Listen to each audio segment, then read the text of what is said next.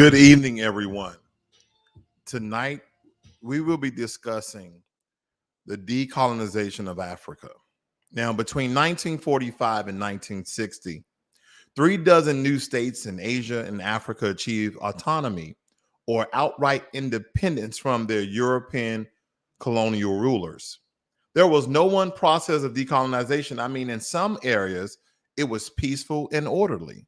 In many other areas, independence was achieved only after a protracted revolution, meaning that they went to war to get their independence. We're talking about the decolonization of Africa. But I believe before we go too deep here, we have to talk about Africa without colonialism. Think about that.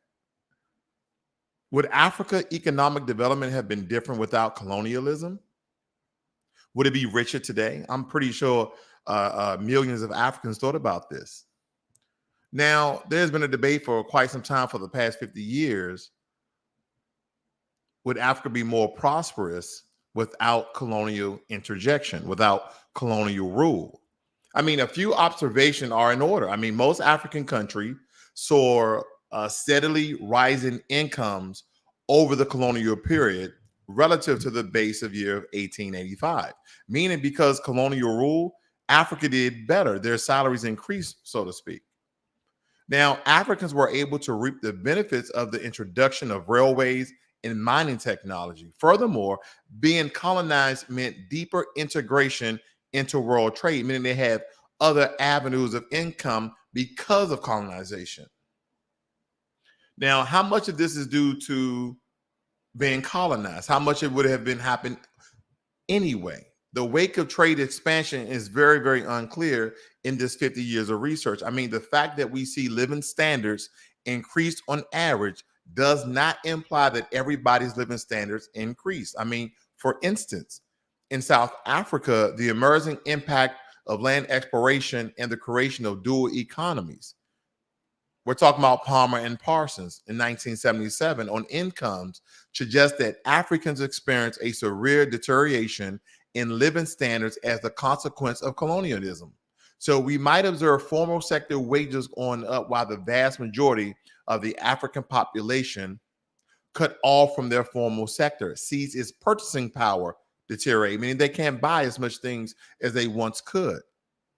Now, to judge the impact of colonialism on development in Africa simply by looking at outcomes during the colonial period is a conceptual mistake. This is a huge mistake that so many people make. Post-independence Africa looks nothing like it would have done in the absence of colonialism. Indeed, in most cases, post-independence economic decline in Africa can be explicitly attributed to colonialism because the types of mechanisms that led to this decline were creations of colonial society. When we take into account the 3 types of colonies. Now, it seems reasonable to assume that all groups absent colonialism have had same contacts with the rest of the world. This implies missionaries would have gone to convert people and built schools. See, right there, missionaries have gone to convert people, meaning manipulated the spirit of Africans with Christianity, with Catholicism. I digress. Because we understand the League of Nations would have tried to abolish coerced labor. That's what they say. And the WHO would have probably tried to decimate medical technology. Moreover, it implies that African countries would have continued to export as many had prior to 1885. In terms of political institutions, in the first set of countries, the type of state formation and development that had taken place in the 19th century would have continued. The evidence clearly suggests that states such as Tanzania, Botswana, Ghana, Rwanda were becoming more centralized and consolidated. I mean, this does not imply that economic institutions would necessarily become better. Nevertheless, political centralization is a prerequisite for order and public good provision. And those states also collapse once started, there are strong forces leading political centralization to intensify. Now, in the second and third sets, we assume that political institutions would have continued on the path they had in 19th century. So there's a lot of things to unpack here, because we understand in colonies of white settlement, the most important factor was that highly extractive nature of colonial rule and the land grabs manifesting themselves, as we noted, in quite serious immiserations of Africans during the colonial period. The evolution of the international dissemination and diffusion of technology, plus the relative absence of slavery in this part of Africa, makes it likely that if absent of colonial rule, Africa would have did 2 times the amount they're doing today economically. African living standard would have slowly improved as well. See, the large increase inequality and the racial and ethnic conflict bequeathed to these colonies after the end of colonialism, making it plausible that development outcomes in places such as Zimbabwe be better today and over the last century. Now, the third of these cases are more complex because it does not seem plausible that the pre-colonial institutions of Somalia, for example, were conducive to development or were undergoing a process of state formation. Yet, even in many of these more ambiguous cases, it seemed hard to make a strong case in favor of colonialism. Now, actually fostering some development, it could be considered that Uganda, that the British brought stability by stopping long-running conflicts between the pre-colonial states of Uganda, Bunyoro, and Call and Toro. Yet the evidence suggests that even these societies were ready to adopt better technology when it appeared, and any gains that might have been in terms of stability were reversed when the British left in 1962, bequeathing to the Ugandans a policy and political power with no workable social contract, resulting in 50 years of political instability. So when the British left Uganda, they left them 50 years of political instability, military dictatorship, and civil war. So when you look at this family, all in all, it's a difficult to bring the available evidence together with plausible counterfactual to argue that there is any country today in sub-Saharan Africa that is more developed because it was colonized by Europeans. That is quite the contrary.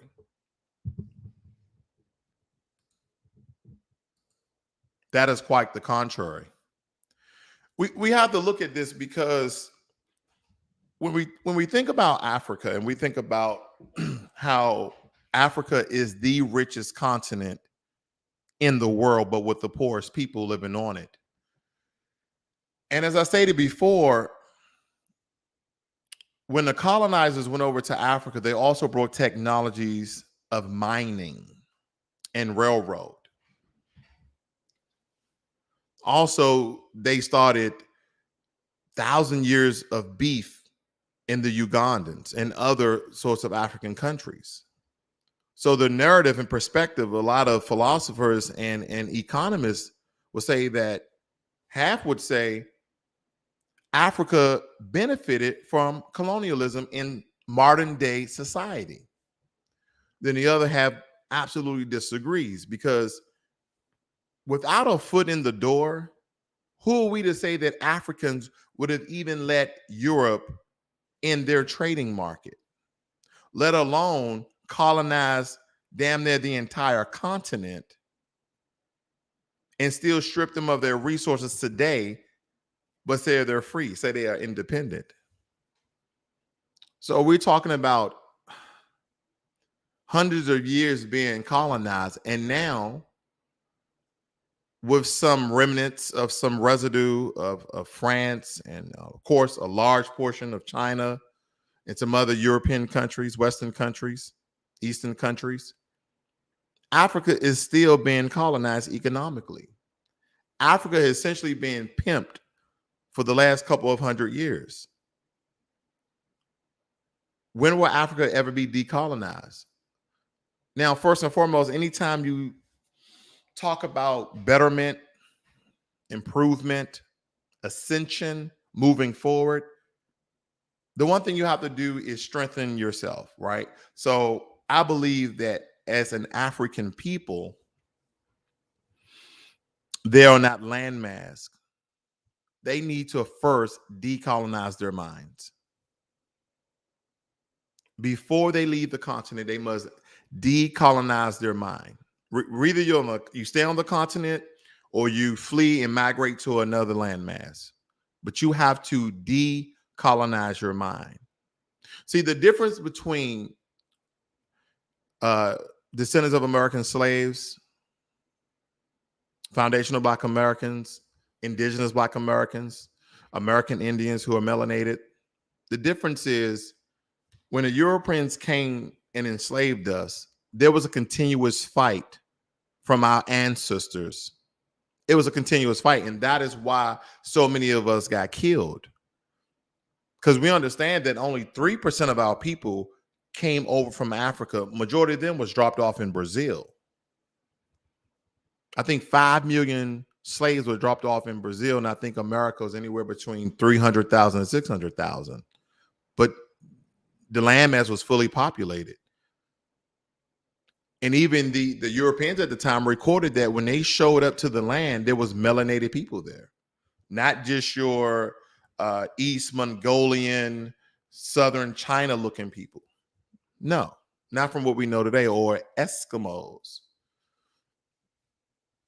There was a lot of people, but nonetheless, when we look at how we think about white tyranny and white oppression, and the way that you guys think about it is 100% difference, because you have a colonized mind, because they allowed you to live with them, quote unquote. But why they changed your entire government, your Justice Department, your economics, your resources, your agriculture, whatever you want to call it, they controlled it. They even moved you off your own land.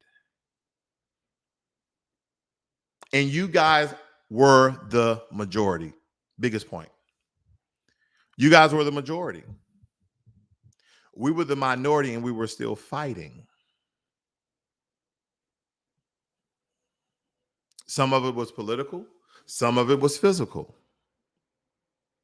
And I'm not saying that no Africans fought back. I'm not saying that. But what I'm saying is, for you being the majority of the population and let 1% of another population come over and they have advanced weaponries, I don't know if that would have went down here in America if we was the majority. I just don't believe that will happen, just because of our spirit. And I'm not saying you guys don't have warrior spirit. I don't want this to be a co-op or a contradictory. I don't.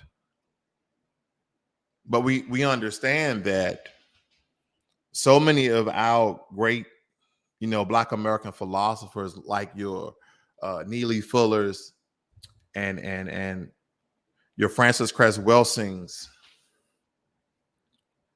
Dr. Henry Clark, when you think about these people and you think how many years they thought in advance of what was going to occur to us. I mean, Dr. Claude Anderson said it the best. He said by the year 2040, there are going to be 6 million Black immigrants in America. And there's going to be 41 Asian immigrants in America. Why did he say that? Because right now, we're sitting at the third minority of a population in America as Black Americans. When Dr. Anderson said this, we were the second minority majority, meaning we had most people one step from white people. They were probably 70% or 75% of the population, and we was around 20, but we were always higher than any other group. Now we're third, and he projected for us to be fourth.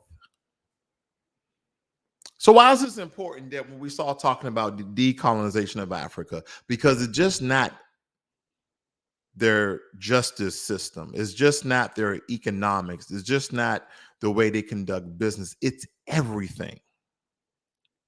And so when they migrate or flee their country, because they use those words, They come over here with that colonized mindset. And that's why there's this clash between Black Americans and Black immigrants right now. Believe believe it or not, that's what's going on. I've been researching for the past 30 days, and I see everyone talking about this now. That means that there's this dispute that when Black immigrants come over here from the Caribbean and Africa, they blend in until they get the bag, and then they turn their back on us. That's one concept. That's just one. The other is that the only Africans and Caribbeans that come over here, mostly Africans when it comes to this, only part of a certain class because they're the only ones who can afford to come over here. So they're already co-opted with another group, most likely in a political manner. This is why when you look at the Congressional Immigrant Black Caucus, you will see that a lot of members of the board are immigrants. And then you see it tells you for underserved communities and minorities and not just Black people, even though Asians, Hispanics have their own congressional caucuses. See, decolonizing of the mind basically keeps your mind in parallel that your white oppressors are better than you. The one major thing that the Europeans did, and sometimes evil can be actually good, meaning that they're so evil they were good at it, right? Or they were so good they was good at being evil. However you want to look at it, but the point I'm making is they brought Christianity to Africa because they understand that there's this 3-level focus that we all need to have. You have your spirit, right?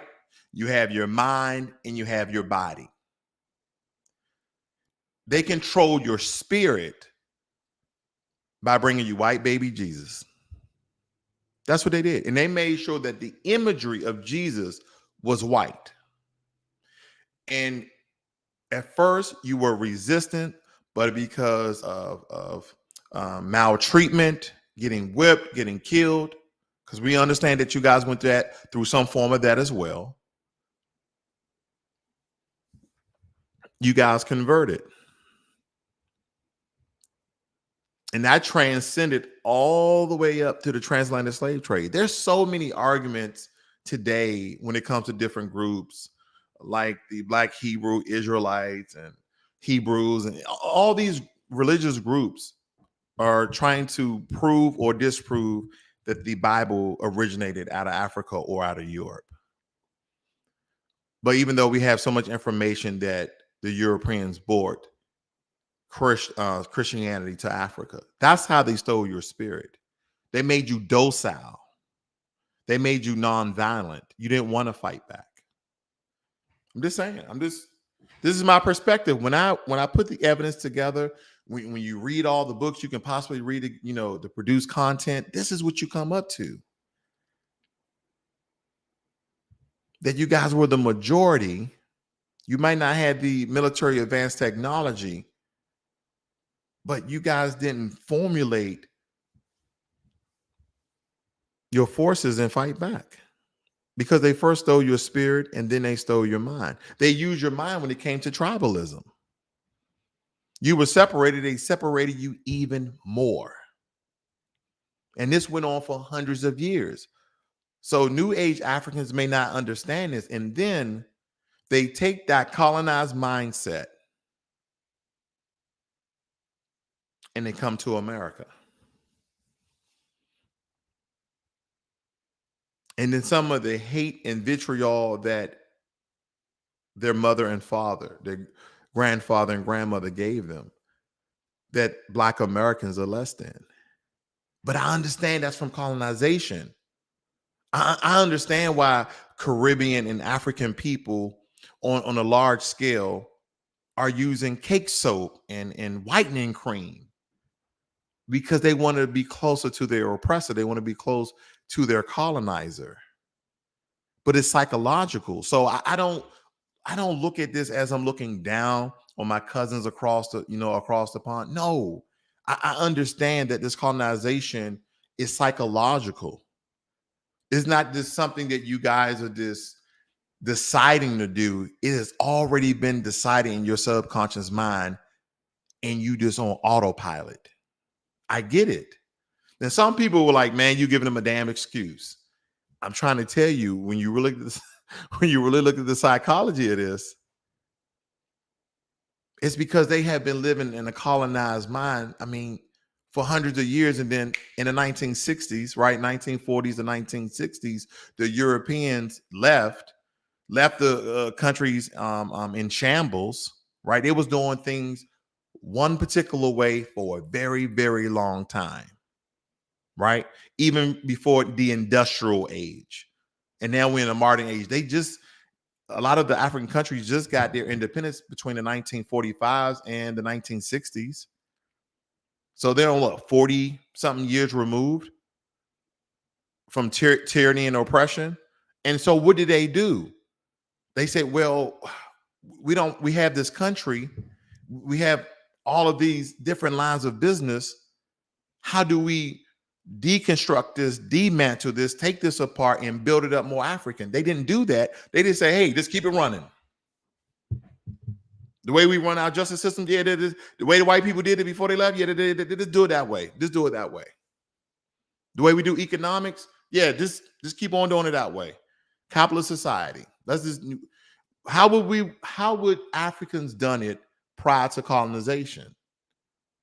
I mean, I don't know that, but what I'm saying is, in order for them to decolonize their country, they will have to dismantle their economics, the whole economic ecosystem. They will have to dismantle their infrastructure, not hard buildings and roads and anything that matter, but just the way they go about doing business, because they have been subjugated of colonization for far too long. And now we're seeing the remnants of those great grandfathers and grandmothers to Generation X, to the millennials, to Generation Z. And these are the people that are coming over here and saying, why are you Black Americans asking for reparations, and why are you asking this, and why you're not doing that? And they don't understand our history here in America. And they already come over here with a colonized mindset. So hopefully you're putting it all together. And even when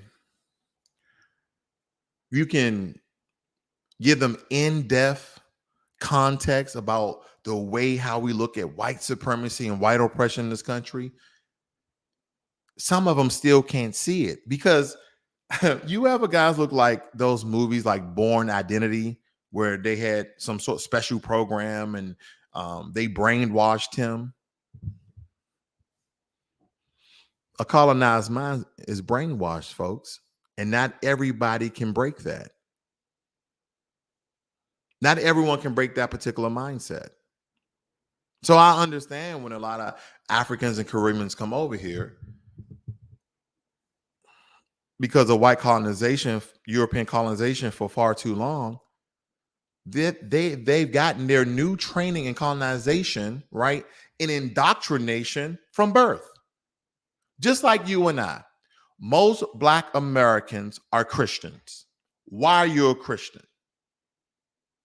You are a Christian because you was raised a Christian, and nobody's going to move you from your Christianity, right?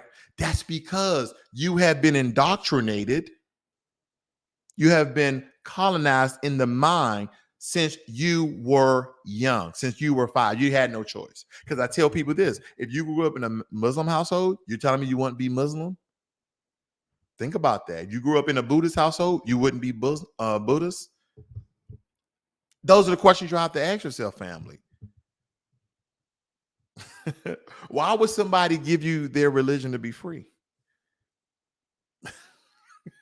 Because I tell you, once they got your mind, once they got your spirit and mind, it's a wrap. Your body will follow. Your body follow commands from your mind. So if they have taken over your mind by brainwashing, indoctrination, in years, then they control you. And then when you come over here, the hate, some of, not all of Africans and Caribbeans, I'm not speaking for all, but those know who I'm talking about. You come over here with hate and vitriol and you don't even know why. And I get it. It's psychological.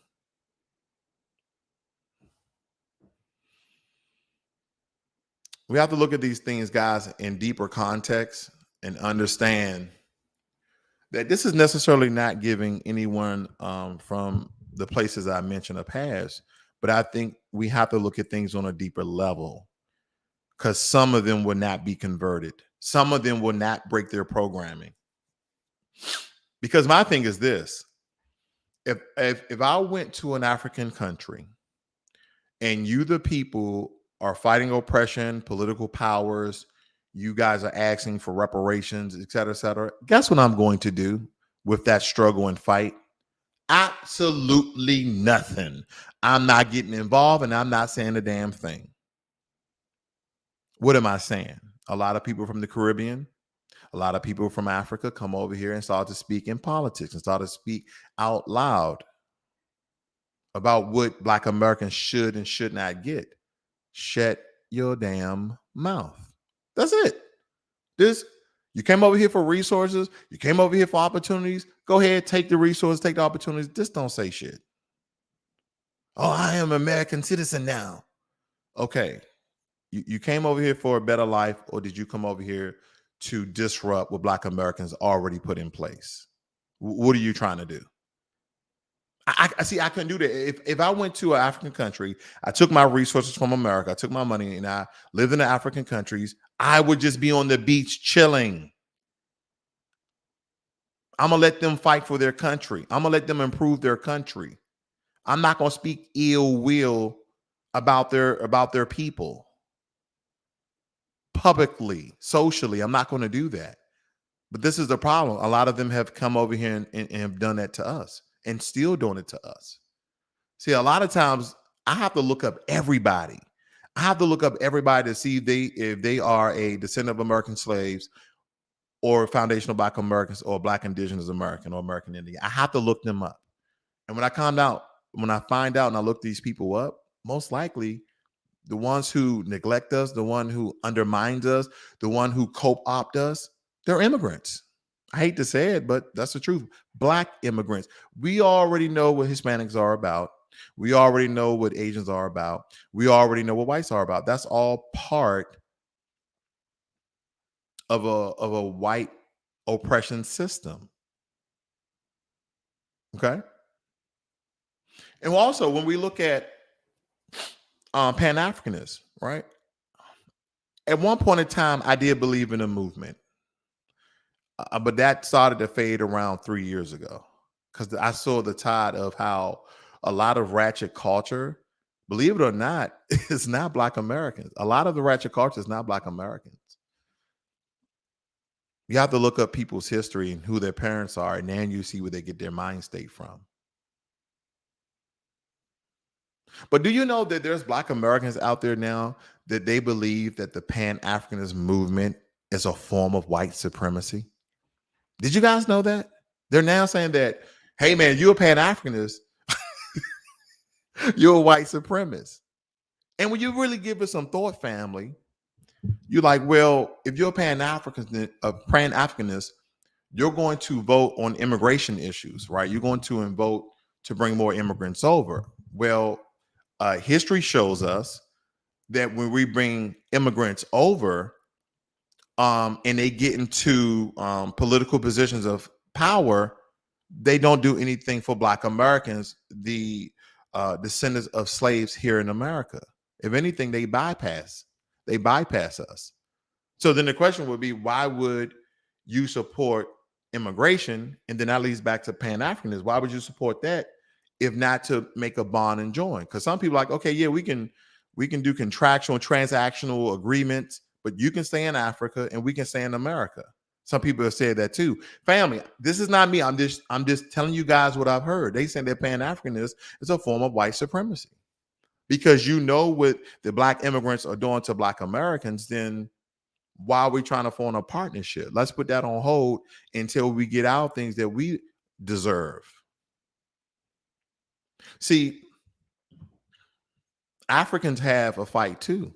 They should be demanding, they should be fighting through the UN to get their reparations from the European nation. All the European countries that benefit off of Africa and oppress them in apartheid in South Africa through the total colonization of Africa, they should be fighting for reparations in their country. And if I was over there and they were fighting for reparation, as I told you, I'm not saying a damn thing. So it amazes me how you hear some people like, oh, black, we don't need, they say we too. Hold up. We don't need reparations. Whoa, whoa, whoa. Who that? Who is that? You got to look them up. You got to Google them real quick. Wait a minute. You're from Nigeria. Why are you even talking about reparations for us? You should be working on reparations in Nigeria to the European nation. It's kind of like, don't put your mouth on people.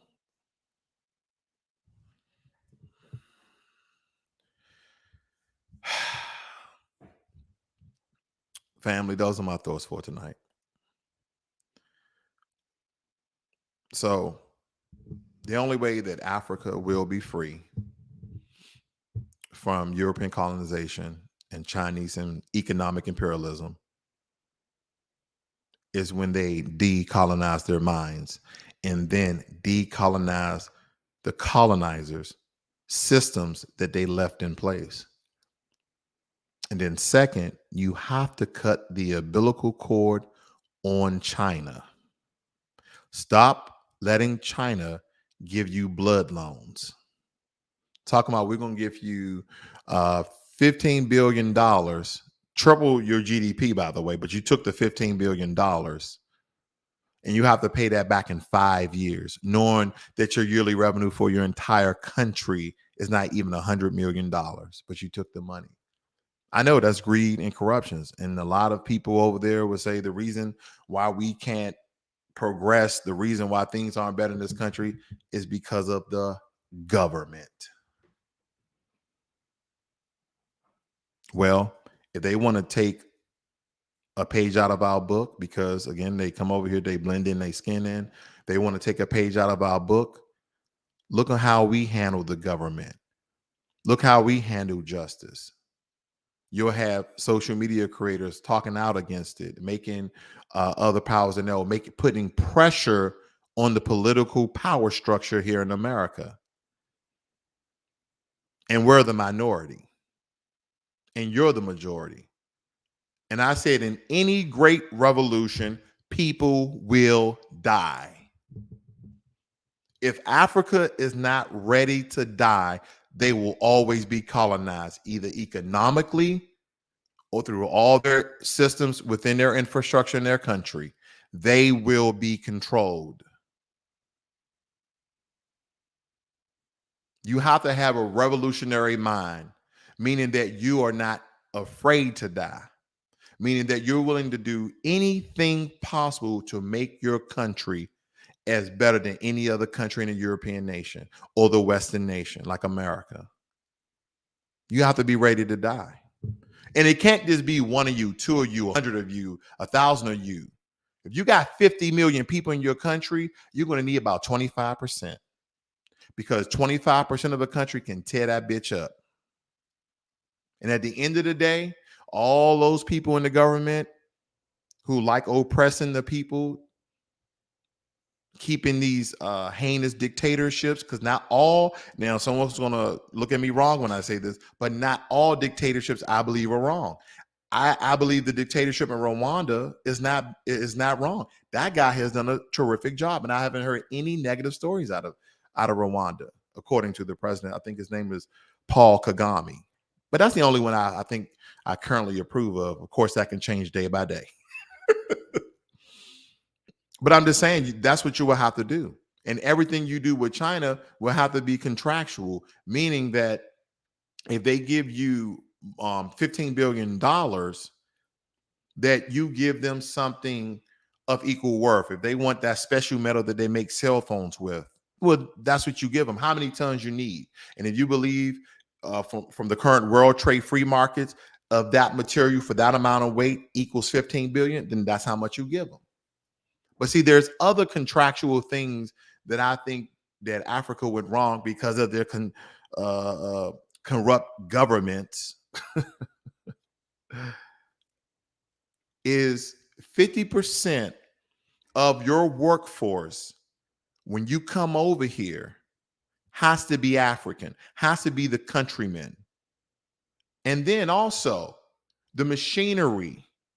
50% of the people who operate the machinery must be African. It must have to be an equal split, because this is the only way Africa is going to get advanced technology and actually get skills, because I believe that Chinese are the only ones over there building, while many Arabs and Indians are taking, and Frenchmen and everyone are taking. I mean, right now, who is it? Is Germany, France, I think the Swiss and the Russians are over in Mali. I believe the French troops were over in Mali for 10 years and then couldn't, I guess dismantle and kill off all these rebels. And now there's like 2 or 3 different armies, European armies in Mali, stating that they won't leave because, oh, we don't want to leave because we don't want to leave your country in civil arrest. They're like, no, you have done nothing for us. Leave. They went out and actually hired the Russians.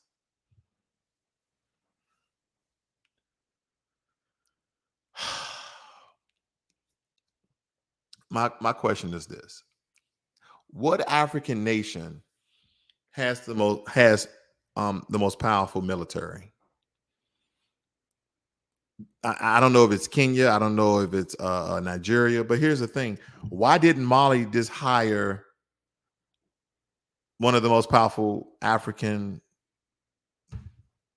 nations' army? I don't get that. Why you keep? And I understand you have rebels, you have civil unrest. I got it, but now you have countries like France, like Germany, like this. So I believe it's the Swiss. I could be wrong there. And now you have Russia, and nobody's leaving. Now you wanted Russia to come, but France and Germany to leave, and they're not leaving. And now what do? They're more powerful than you. See, you have to start dealing with your own. That's part of that colonized mindset. China has blood loans. They're anchored in. They're owning your land. Come on, man. And you guys are saying the government. Okay. And that goes all the way back to a colonized mindset that first they took your spirit by giving you Christianity, which made you docile, which makes you just forgive. Oh, I forgive them. Keep on forgiving. Keep on forgiving. You guys have a great night.